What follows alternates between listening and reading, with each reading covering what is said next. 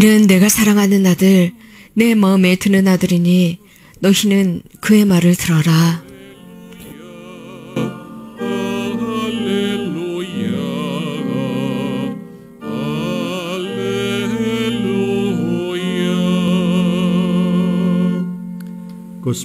주님께서 여러분과 함께 마르코가 전한 거룩한 복음입니다. 그 무렵 예수님께서 베드로와 야고보와 요한만 따로 데리고 높은 산에 오르셨다. 그리고 그들 앞에서 모습이 변하셨다. 그분의 옷은 이 세상 어떤 마전장이도 그토록 하얗게 할 수 없을 만큼 새하얗게 빛났다. 그때 엘리야가 모세와 함께 그들 앞에 나타나 예수님과 이야기를 나누었다. 그러자 베드로가 나서서 예수님께 말하였다. 스승님, 저희가 여기에서 지내면 좋겠습니다. 저희가 초막 셋을 지어 하나는 스승님께, 하나는 모세께, 또 하나는 엘리야께 드리겠습니다. 사실 베드로는 무슨 말을 해야 할지 몰랐던 것이다. 제자들이 모두 겁에 질려 있었기 때문이다. 그때 구름이 일어 그들을 덮더니 그 구름 속에서 이는 내가 사랑하는 아들이니 너희는 그의 말을 들어라 하는 소리가 났다. 그 순간 그들이 둘러보자 더 이상 아무도 보이지 않고 예수님만 그들 곁에 계셨다. 그들이 산에서 내려올 때 예수님께서는 그들에게 사람의 아들이 죽은 이들 가운데에서 다시 살아날 때까지 지금 본 것을 아무에게도 말하지 말라고 분부하셨다. 그들은 이 말씀을 지켰다. 그러나 죽은 이들 가운데에서 다시 살아난다는 것이 무슨 뜻인지를 저희끼리 서로 물어보았다.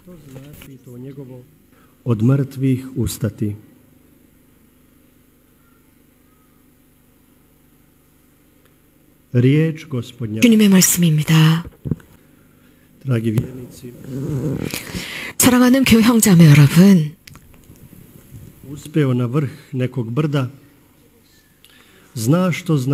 누구든지 산에 오르면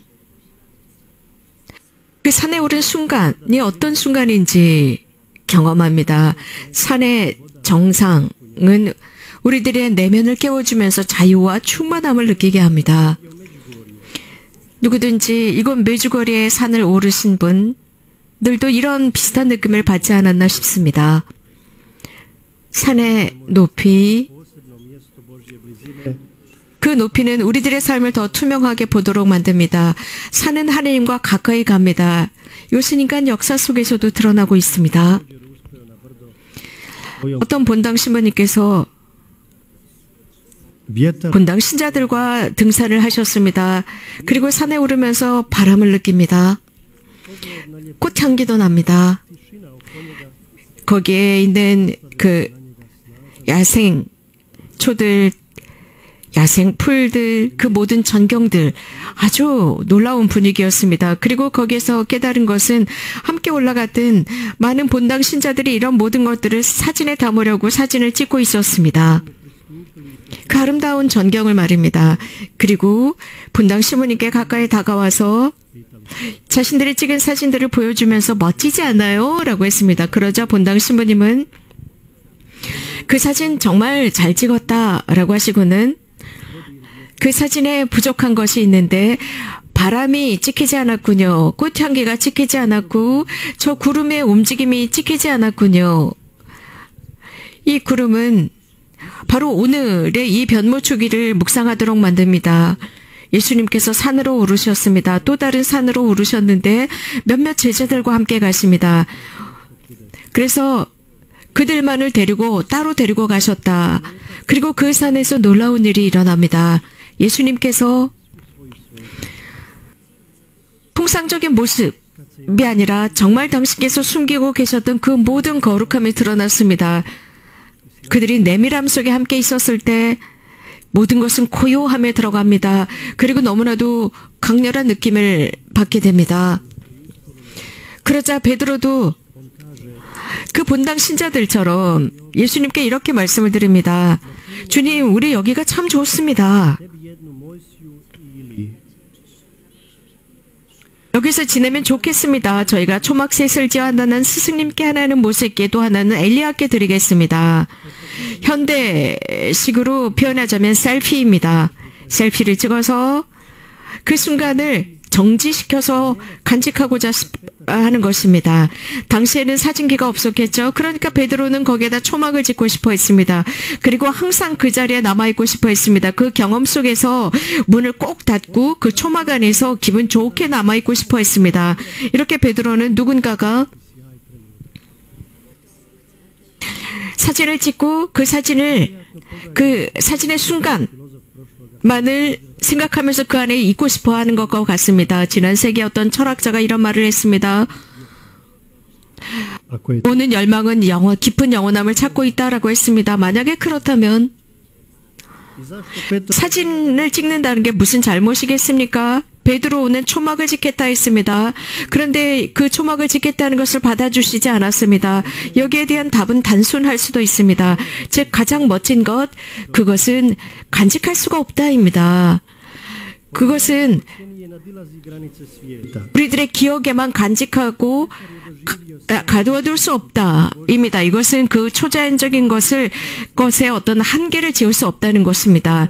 베드로는 하느님의 영광을 이런 식으로 묘사하고 거기에 대해서 답하고 싶었습니다. 그 하느님의 영광을 중지시키고 싶었습니다. 그래서 자신이 끌어안고 싶었습니다. 하지만 그것은 끌어안을 수가 없습니다. 그것을 폐쇄적으로 간직할 수가 없습니다. 우리가 피정을 하다 보면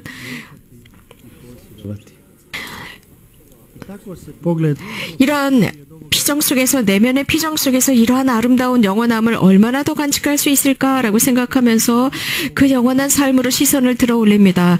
가장 멋진 것은 우리들의 마음 안에서 깨어납니다. 즉 멋진 질문입니다. 즉 죽음 이후에 무엇이 우리를 기다릴까? 어쩌면 하나님께서 그 놀랍고 경이로운 모습으로 우리들을 기다리시고 당신의 모습을 드러내시며 놀라운 일들을 하시지 않을까? 혹은 그 영원함 속에서 우리에게, 물론 우리도 이곳에서 이미 맛을 보고 있지만 하늘에서 그것이 완전히 드러나는 것은 아닐까입니다. 그렇기 때문에 우리들의 삶에서 가장 소중한 시간은 그것을 그저 보존할 수 없다는 것입니다. 우리는 그것이 선사되었기 때문에 그것을 만끽하는 것입니다. 눈을 크게 뜨고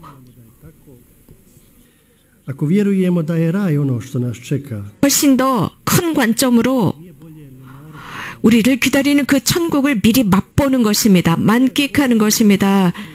그래서 이 삶에 지나치게 우리가 이 지상 삶에만 묶여있는 것은 아닙니까? 그래서 이 사랑 실천을 제대로 하고 있지는 않는지 잘 보아야 합니다. 젊은 행복하게 사는 부부가 있었는데 갑자기 불행을 당합니다. 교통사고였습니다. 남편은 생존했지만 아내는 그 교통사고 때문에 목숨을 잃었습니다. 큰 고통 속에 빠져들면서 그 남편은 아주 힘든 삶을 살아갑니다. 그러면서 자신의 아내가 살아있는 것처럼 행동하면서 살아가게 됩니다. 친구들은 그래서 이런 생각을 했죠. 다른 여자를 찾았구나 라고 생각했습니다. 혹은 다른 여자를 사랑하기 시작했구나, 혹은 미쳤구나 싶었습니다. 왜냐하면 이렇게 비참한 일을 당하고 나서도 어떻게 저렇게 행복하게 진짜 아내가 살아있는 것처럼 행동할 수 있을까 싶었습니다. 그러나 그 사람은 이렇게 설명했습니다. 친구들에게요. 나는 다른 여자와 연애하고 있지 않습니다. 아내가 죽은 뒤에 나는 아내가 천국에 있는 것을 미리 맛보고 있다. 그래서 나는 지금 이 지상에서 이미 이 천국을 준비하면서 살기 때문에 나는 지금도 그 천국에 있는 아내를 만나는 것을 준비하고 있기 때문에 그 영원함 속에서 만날 것이기 때문에 나는 그것을 준비하고 있어서 기뻐라고 했답니다. 교형자매 여러분, 기쁨의 특별한 그 순간을 이미 이 지상에서 우리가 누릴 수 있습니다. 이렇게 함으로써 우리가 깨어납니다. 즉 앞으로 도래할 것을 우리는 이미 살 수 있습니다. 모든 삶이 어렵다는 것 알고 있습니다. 그러나 이 인생에서 신앙을 지니지 않는다면 이것이야말로 큰 비극은 없습니다. 믿음이 없는 인생이야말로 이 지상의 모든 것은 쓸데없는 것이 됩니다. 우리가 이 세상에 사는 것은 천국을 위해서입니다. 천국을 바라면서 사는 것입니다. 우리가 이렇게 살면 이렇게 하지 않는다면 문제가 됩니다. 우리 신자들은 이 지상을 살아가면서 믿음이라고 하는 것, 그것을 준비하는 것입니다. 이 지상이 천국이 아닙니다. 이 지상에서 있는 모든 고통을 받아들이고 십자가를 받아들이며 그 천국이라는 프로스펙티브를 향해서 걸어가는 것입니다. 그러면서 우리들의 관점이 열리고 새로운 가능성이 열립니다. 교통사고에서 살아남은 남편이 보이지 않는 그 천국을 위해서 준비하고 살아가듯이 이 지상에 살면서도 미리 천국을 준비하면서 사는 것입니다. 더 큰 천국 지향적인 삶을 고대하면서 살아가는 것이죠. 그래서 이미 지상을 살면서 우리들의 눈에 보이지 않는 것, 우리들의 귀가 듣지 못한 그것을 준비하는 것입니다. 우리의 귀와 육안이 보거나 듣지 못했지만 또 우리들의 마음이 그것을 체험하지 못했지만 그 아름다운 것, 그 영원함, 우리가 이 지상에 살면서 그것을 고대할 수 있는 것입니다. 그리고 어려운 순간을 살아가면서 우리는 그 희망을 가지고 살아갑니다. 하느님의 그 놀라운 경험을 한 뒤에 우리는 지상으로 내려옵니다. 그래서 일상의 모든 과제들을 수행합니다. 고통을 만나고 십자가나 아픔도 만납니다. 그리고 죽음까지 가게 됩니다. 우리의 믿음은